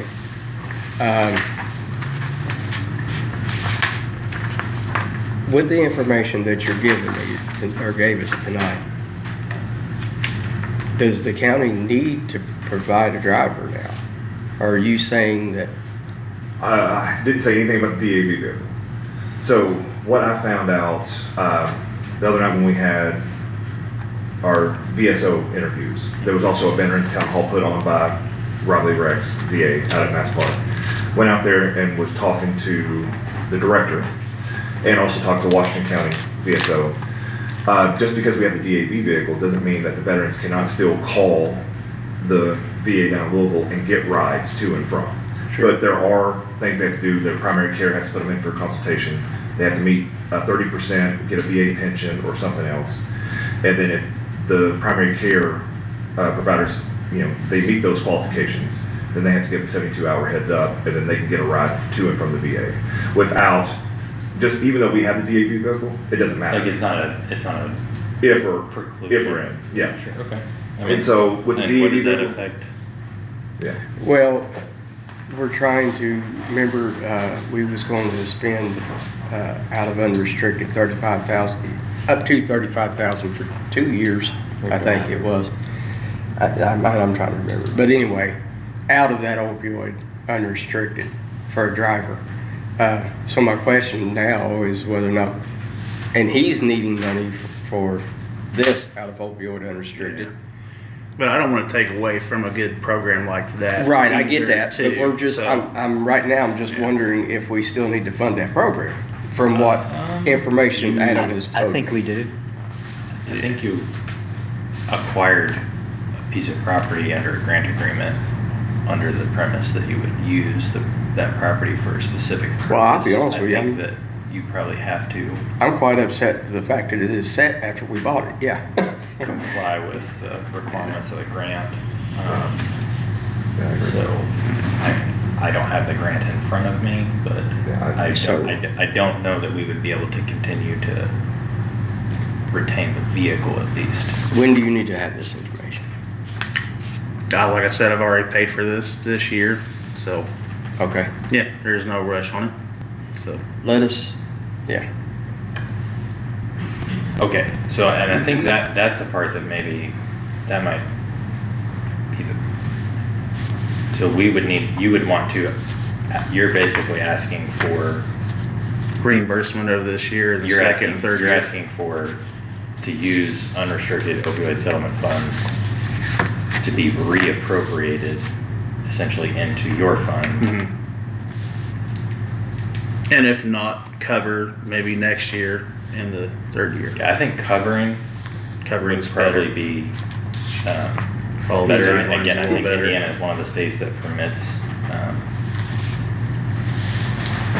I can't remember the exact word, but, that type of arrangement, but as long as, and I mean, it is unrestricted, so it's not exactly the same, like, category-based Gotcha. uses. So I think there is still some advice to, try and prioritize, OUD and opioid programs if you can. I understand. But And it's something we've used it that way, before, but I just, it's something we can shoot for next year. I mean, like I said, it's paid for this year. It's something we can look at next year. So how will your budget fare? You said you're gonna be tight, but I'm keeping this year tight. So, and next year, I mean, if I have to fit this in, I can always make stuff work. So, yeah, we'll be fine. Just see how it goes. Yeah, we can see how it goes. I can always make stuff work. So, yeah. Well, if you have any concerns, just let us know. awesome. And we'll see what we can do. Sweet. Appreciate it, guys. Thank you. Thanks, sir. Yeah. And thanks for hanging out. You too, thanks. Thanks. All right, next item on the agenda is Mr. Chris Wakeman. 22,000. How much? 22,000 after the 40,000 out of that, Okay, so. gotcha. Oh, after the 4th. Well, Like I said, leave let's it to- talk about what we might be able to do. Gotcha. I'll come back. See you guys. Thanks. All right, thank you. Mr. Wakeman. Our Visitors Commission intends to initiate a program to encourage local businesses that are visitor or tourist oriented to take freeway signs, have billboards out on the interstate. They don't necessarily have to be right here. The billboard can be within 100 miles of here. But the business has to be Scott County. The setup will be that a business that wishes to do this will have a contract with the billboard owner, the billboard renter, and we, the Visitors Commission, will have a contract with the business showing them that we will be willing to pay half of whatever the cost of the billboard is, up to $250 a month. And we will also offer them $400 towards the initial setup of the design for their billboard. And that basically is it. And I'm not sure if that's, seems quite simple. I think based on what we talked about before, that's a much better plan than Okay. what we had looked at before. So I mean, I like the idea of doing that they're contracted with the billboard company, Right. and we're not forced into Correct. a situation where we have to expend funds potentially Mhm. if they default. Right. I would much prefer what you just explained, which is more in the vein of a government subsidy for the purposes of generating tourism in Scott County. I'm good. I Absolutely. like that much better. Okay, good. So That's my 2 cents. No, I like it. I really do. that's an informational item for you. And we think that it'll be positive, create some activity that bring a few more people into the community. And I don't just mean Scottsburg, I mean the whole community. So anyway. I that's would it. just say when you all do the, when you adopt whatever you're all using for the agreements, with businesses that are gonna be contracting with this board, just make sure that there's something, described, in your all's meeting, factually why, using this program will generate tourism. You know what I'm saying? Right. But as I say, they've got to be either visitor or tourism oriented businesses to start with. Correct, yeah. Yeah. So if that's the case, I think that's a little more restrictive than what we had originally discussed, so, Right. yeah. Okay, very good. Thank you. Thank you, Chris. Look forward to it. Appreciate it. Me too. See you, buddy. I'm not going anywhere. All right, next item on the agenda, Veteran Service Officer position. We have, on a couple nights, sat here and went through the process of getting to know some people who's applied for the director position. So I think tonight we're going to be voting on who we believe would be the best person to fit that position. Greg, your advice, you want to Yeah, lead us off? I'll say this. We were very blessed in having a fantastic pool Yes, we of were. applicants. I mean, very impressive. It was a And I- hard decision, wasn't it? It was a very difficult decision, and we truly did. We had so many great qualified candidates that came in. Everybody was very unique, and their experiences and maybe their time frames of service and that kind of thing. And everybody come in brought something a little different to every interview, and we were faced with a very difficult decision, which a lot of positions in the county sometimes we don't have that luxury, just because of the pay and those kind of things. And so in this case, we were very blessed to have a lot of great people.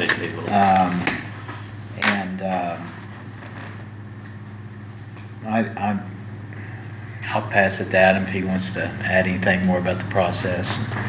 No, being a military guy myself, it was very difficult. There was a lot of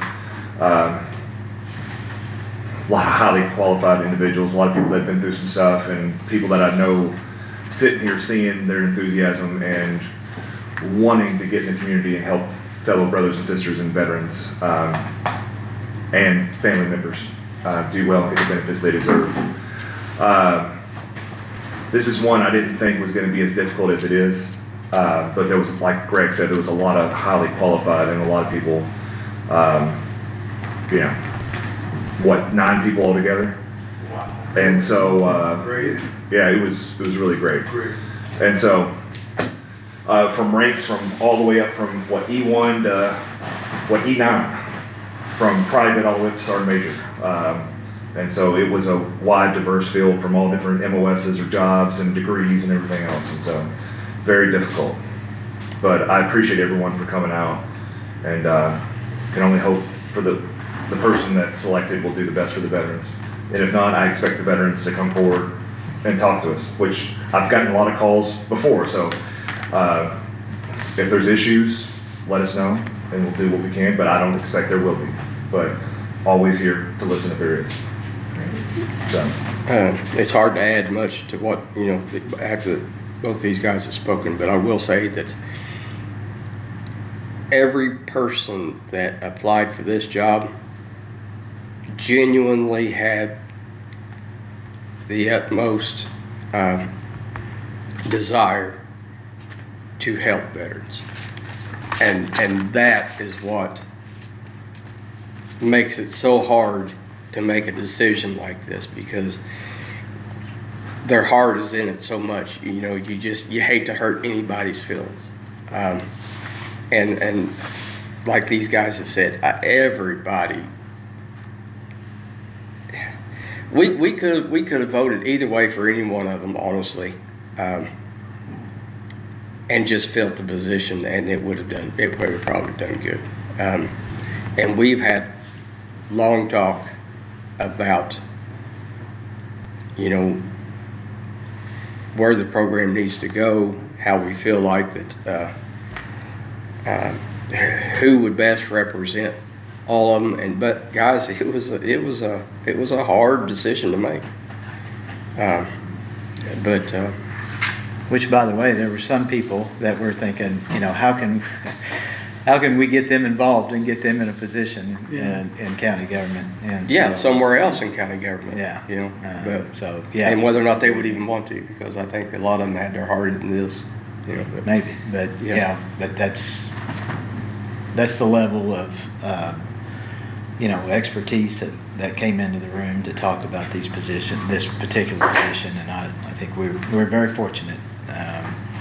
But with that, we can only pick one, right? Yeah. So the individual I would like to nominate for our Veteran Services officer position is Jonathan Shelton. Jonathan Shelton. And who would you like to? Well, what I'll say is Jonathan Shelton, high up there on my list. There was 2 others that were very high up. And Jonathan being a E7, a gunnery, I'm not a Marine, so gunnery sergeant. And very good with computer skills, and the VA all runs on computers, and it, database wise, and having that, being able to use the records and make sure everything's good and sent off, as long as with his interpersonal skills, I think he'll do good. So I vote for, or I'll make a motion for Jonathan Shelton. And, So I think that's. He'll second that. Yeah, Second. first and second. yeah, and I'm actually gonna make that unanimous. He represented himself very well. You won't regret that. I've been out there several times. Denise was really busy. And Really good. And I sent lots of people there. And she's a little rough around the edges at times, but she got a lot of benefits brought into this community. I don't know how you guys feel about her, but she did what she thought was best for the community. I think one of the biggest things that we could do is mend the fences between the VFW and the American Legion and make sure that they understand that Veterans Affairs is there to help all those guys. I think we need to follow up on that. I'm not aware of anything. Well, we need. Yeah, can you elaborate? No, that's, just make sure that Say no more. in private, I would rather tell. Tracking, I'm tracking. But it's really important. We go a long way. Mary Beth's father was killed in World War II. And I was at that important to me. Yeah, Well, thank you. we'll talk soon. Thank you. Okay, thanks. All right. Y'all have a good night. Thanks for coming, Bill. Good meeting. Oh, thank you. Thank you for coming. Thanks, y'all. All right. I'm glad that position's filled. Yeah. Jennifer, would you mind notifying? Certainly will. All right. Is there a start date? Can we start tomorrow? If he's, because I know he had June 1st on his application, I believe. And the Southern Indiana, or the guy that oversees DAV, Rob, I think that was here. Ron Higgins, Sorry, I apologize. Will actually be in the office tomorrow if I remember correctly. He will be. Okay, so, yeah, I'll that's fine. contact him tonight. May I have one of those? Okay. Next item up on the agenda is Just Property Foundation. Well, it says removal, but that's more or less what it is. But so we was approached by a gentleman. There used to be a house on our property at the Just Park, which is the property that surrounds Austin Tri-Hawk. And I guess the foundation is it brick, rock? What? There's 4 or 5 piles of old solid brick and stones. They're just pushed up in piles. And he was wanting to know if he could pick him up and make flower beds out of it. So, This is on our property? yeah. Yeah, it's on county property. It's on county property. Why 60 on Randy. Okay. I mean, where are the flower beds going? He'll be on private property, right? He would take the debris, I guess, and then, okay. Wants to do flower beds at his house. I don't know, I think we would need to do like make a specific finding. I know that sounds a little insane because it's probably there's not any value to it, but I think if we are gonna dispose of like items and gift them to someone essentially, or allow someone to take them off our hands, I think we do need to make a finding about disposal of property for the county. So not that it's not a good plan and a good idea, I would just ask that from my perspective at least, that you all table it for tonight. If the individual could maybe like reach out to me, or somebody could send me the information that he's already sent in, just so that I can draft, essentially a resolution or ordinance, depending upon. I don't even know the guy's name. John contacted me and asked me, and I told him What we had it to. was, the old Just House, you remember, it used to be there at the end of Church Street. When they tore it down, they just pushed the foundation down, pushed it into piles. And Eric Lafferty's more than able to pick them up. Yeah, I mean, I don't see any issue with it, like. Do you have to draw something up? Plan, but I just wanted to notate that there was something. Do you have to Yeah, write as something long up? as you don't That's what I'm care, I saying. can give Yeah. Eric Yeah. your number. Could To we just write say, like, something we're gonna up? allow this person to retrieve these items, I think he needs to understand that, like, he's gonna do so at his own Right. cost and, He's not trespassing. yeah, that, he's kind I- of assuming the risk associated with, Thank you. That's where I was going transport to ask. and, so I don't have an issue with it. Because honestly, we don't know. Could be walking over top of an old septic tank and fall in. Yeah, I mean, I don't have a problem with the, plan. Well, he just called me and I told him, I said, I think that's Randy's district. Call Randy. It is. It is, but yeah, I can't. And honestly, I don't care as long as we're protected. Like I say, Well, he- there was probably a he- septic tank on that place somewhere, and who knows where it's at, and it's growed up, and you walk I probably. doubt as old as that house is, you remember Austin used to have what they all just called stink ditches. There probably ain't nothing left on that property.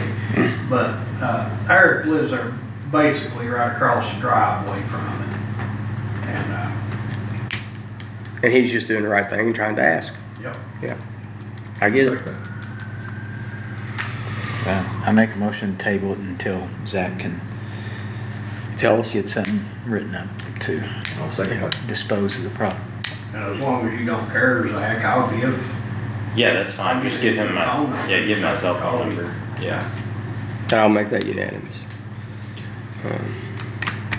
Thank you, Zach. All right, so we're back on the floodplain administrator. Okay, I reached out to other counties and I only got 6 responses. 4 of them do not have a floodplain administrator. 1, their surveyor acts in that position, and 1 uses the GIS coordinator. So that's not really hard to When do we got to have this? I thought we had to have. It's June pretty 30th was the quickly, end of yeah, it. Like June 30th. That's what I was thinking. I did not reach back out to the 4 counties that said they didn't have anybody and ask how they get by with that. I don't know if that's a thing to do or not. Are they smaller than us? By any chance, do you know? No, I know at least 1. I didn't write the names here. I've got them in there, but I There's very know few at least counties 1 is that Oh, have the I one. must have been like 2. Yeah, I was like, Yeah. wait a minute. Maybe they contracted with somebody or something. Well, and I asked if they contracted, and nobody came back with that answer. Because I said, "Do you have somebody? Do you contract?" And like I said, 4 of them said, Do "No, we they- don't have anyone." So do they pay the surveyor He more gets a money for doing stipend, it? Yeah. Now the person that has the GIS, I don't recall that they said that they paid any extra if that's just included in their job description. But the surveyor did get a stipend for that. Would that be Stacy? Here? Huh. No, I was trying to see the comparability. We really, I mean, she does some of that work, but I wouldn't call her the coordinator. No, yeah. I was just So- trying to figure out like who would be I'm not so equal. sure Mark would want to do it. That's what I'm thinking.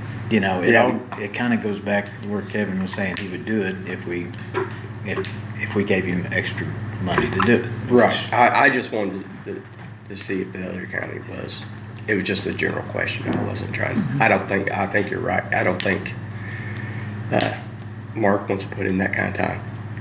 No, I'm not. It, I don't want to try Don't to speak know, for but- him. I don't think so. Yeah. I'm going to go that far and say that.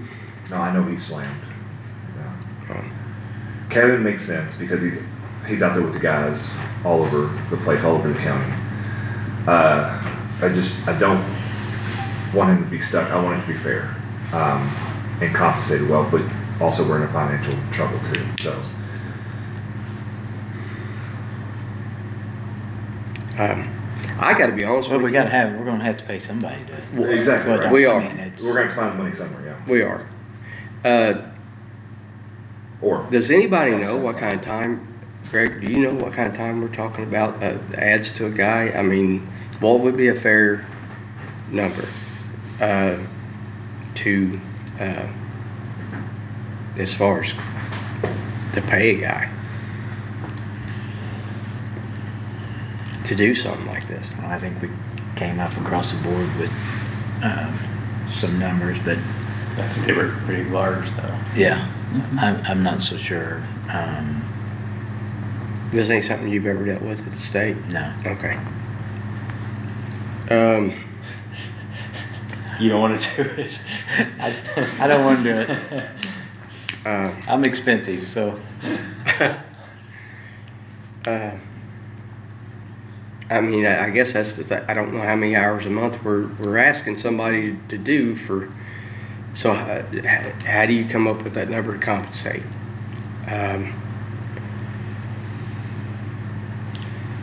I mean, I know this is Scott County, so whoever does it's going to be getting.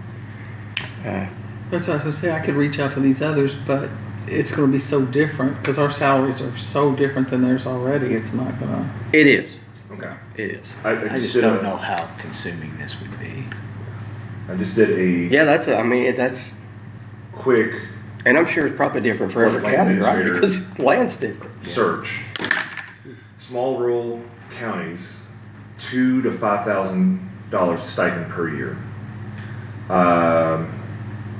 Let's see here. Suggested fair starting point for rural medium county like Scott County. Base stipend would either be a 5% salary increase or $3,000 to $5,000 annual stipend. Is what's considered fair.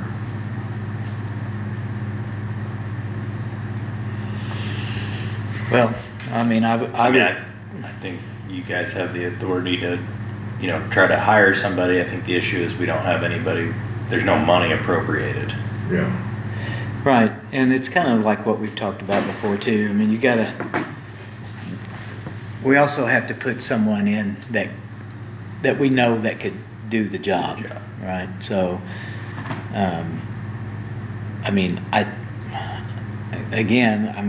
not wanting to speak for Kevin, but I think he was okay with doing it, but he's not going to do it for nothing. So, What I would say, what I'd be okay with right now is he said he'd be okay with it.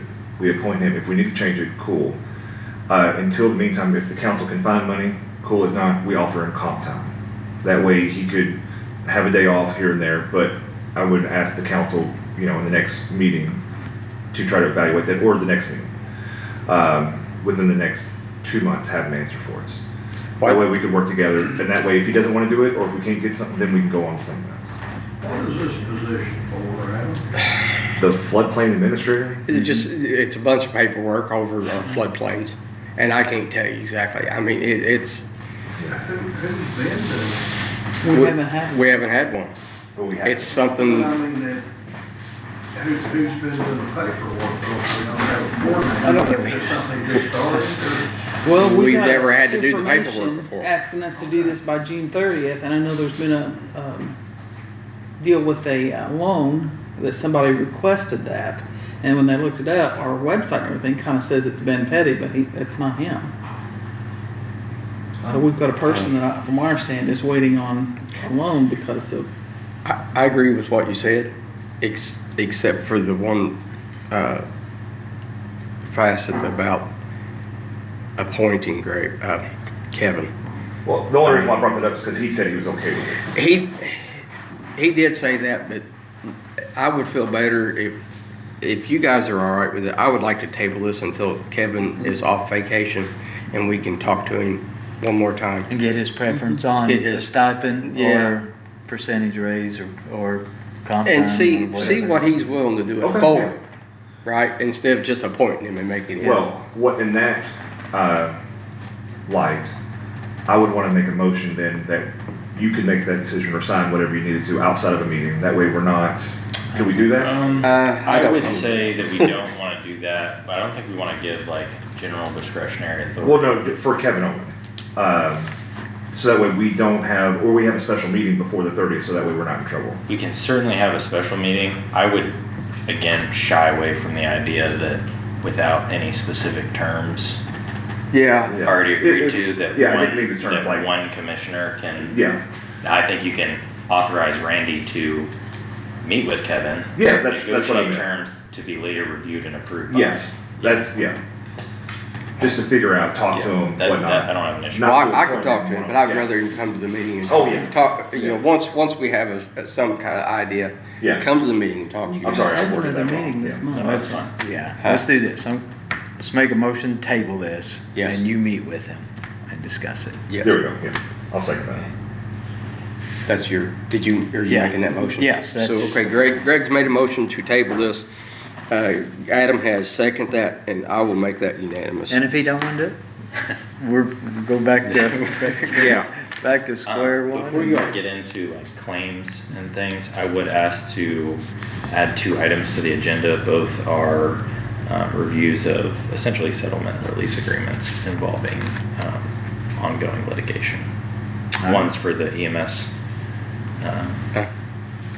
Training Institute, and the other is related to a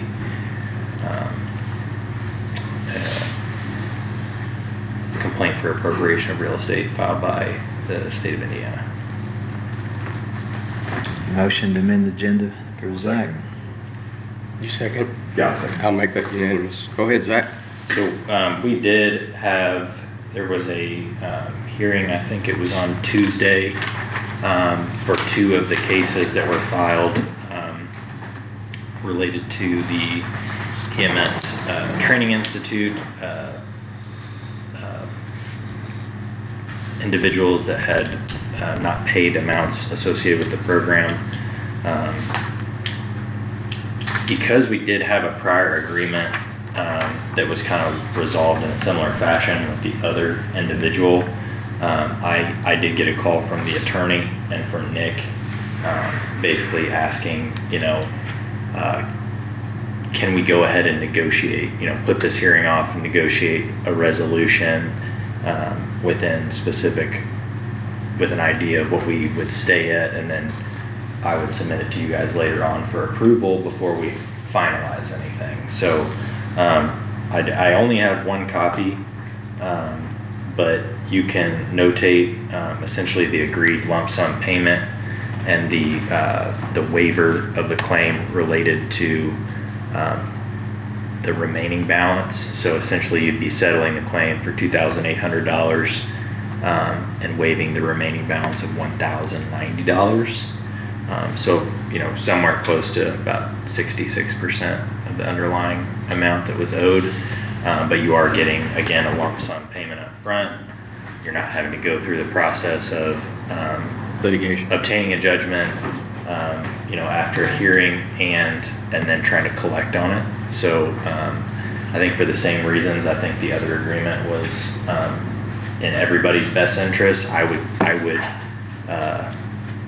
say from my perspective, I think that the attorney and Nick did a very good job of, 1, being prepared for that hearing, and then 2, getting you that agreement. So there is a location for signatures for each of the commissioners on page 3, and there is a back for the first page. Everybody should take the time to look at it, but I mean, it's essentially like, the same as the prior agreement with the other individual. And we did get that yesterday, so I didn't really have a whole lot of time to add on to today's agenda, but didn't want to go another 15 days, 30 days. I think it's a good deal, yeah. Yeah. Do you want to see this? Yeah, please. Thank you. And then this,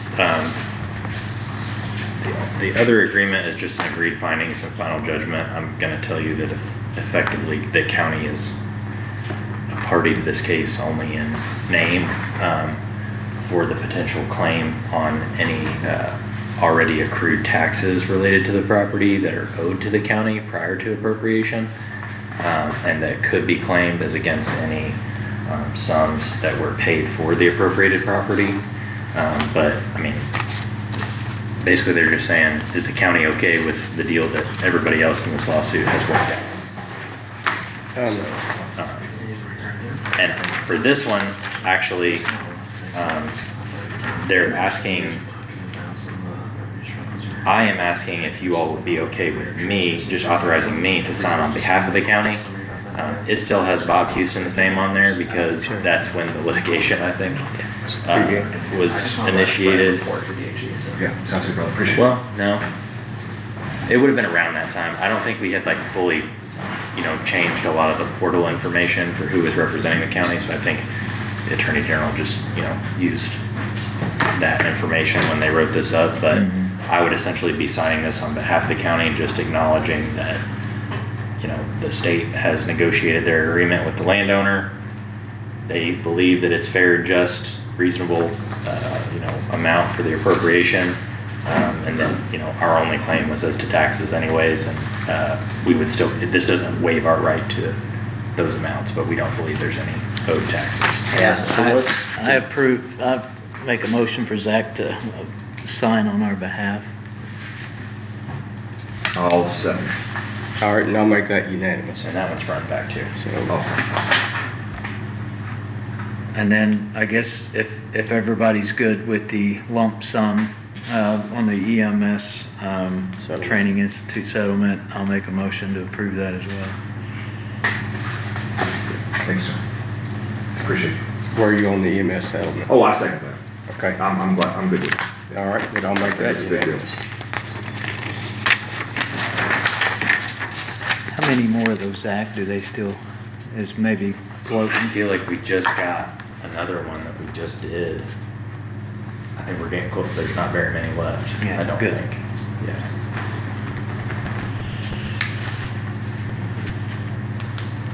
Do you mean the appropriation request or do you mean EMS?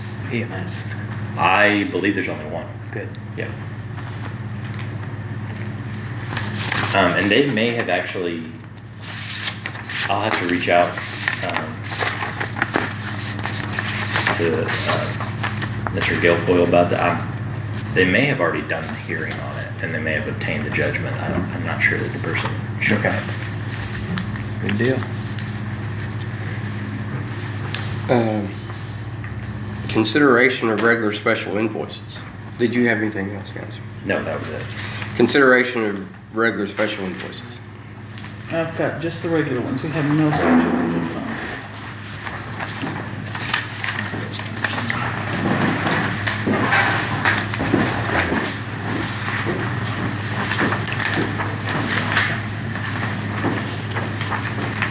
I'll go ahead and make a motion to approve. I'll second that. All right, then I'll make that unanimous. Sorry, I just Sign that. took the.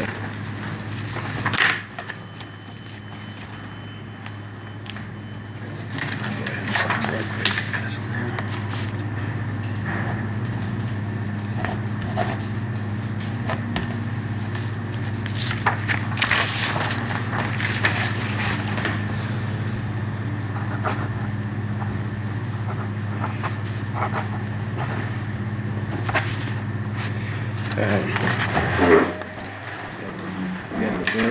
Yeah, sure do. So one set to sign this time. This next thing on the agenda is consideration of payroll. Make a motion to approve the payroll. I'll second. I'll make that unanimous.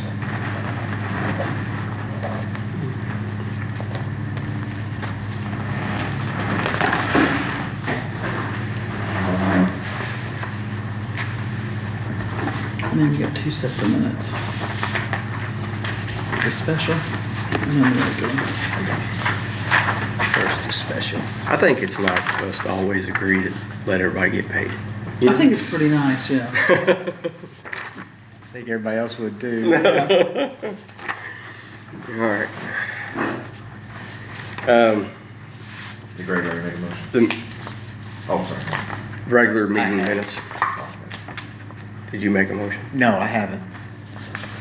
You make a motion? I do. I'm sorry. I was signing that and I thought y'all already I'll said second. something. I'm sorry. All right. I lost track. I Then apologize. I'm going to make that unanimous. And then these are the minutes for the regular meeting on May 21st. Yeah, this is not what the minutes, I thought that was the minutes. Those were for special. There's two sets. There was two sets of.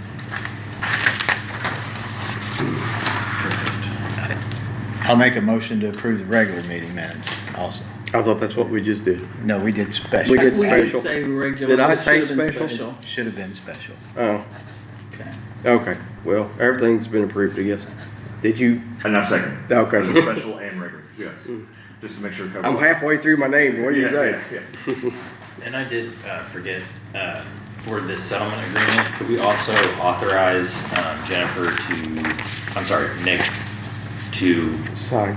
sign on behalf of as the EMS director, and then Jennifer, when you get the signed copy back from him, if you just send that to me. Sure will. I'll make a motion for sign. I'll second. I'll make that unanimous.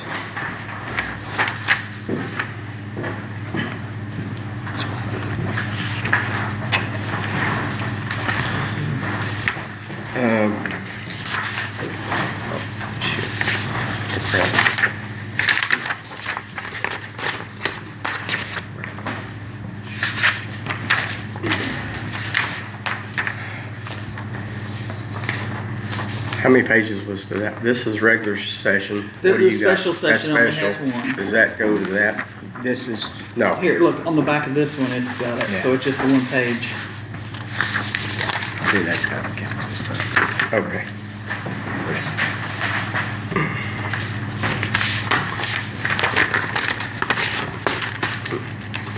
All right.